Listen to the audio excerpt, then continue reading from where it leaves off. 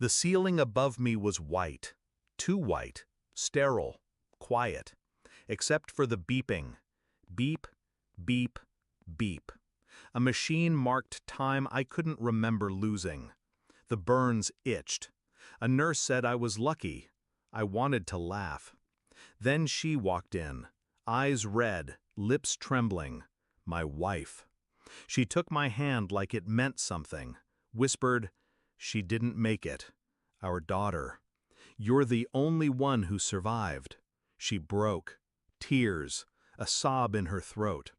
But the moment she turned to leave, her hand fell from mine too easily, too rehearsed. She didn't look back, not once. The door shut. I stared at it for minutes, hours. Time had become elastic.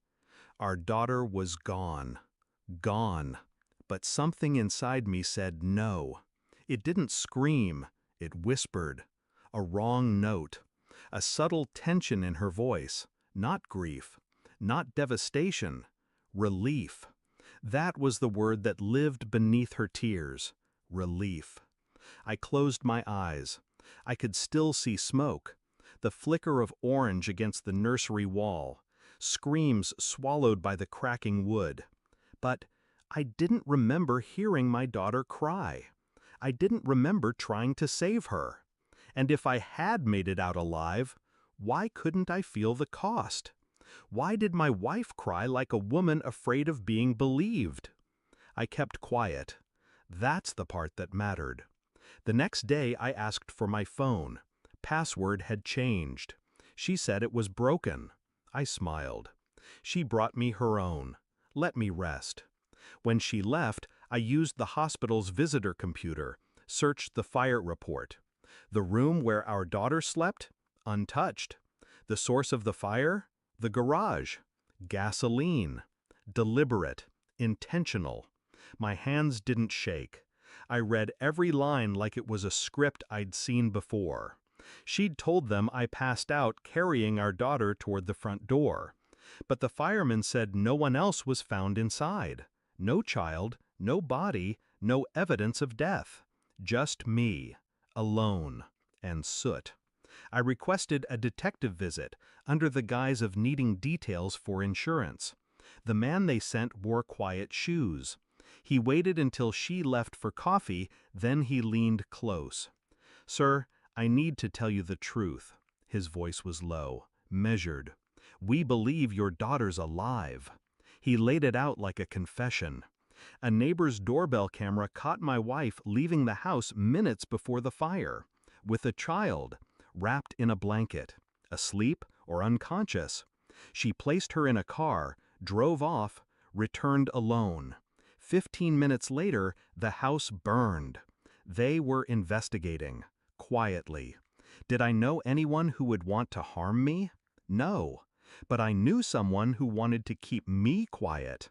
A will I updated 3 months prior. She didn't know it had changed. Everything would have gone to our daughter, not her. But if our daughter was gone, it reverted to the spouse, to the one who cried and lied.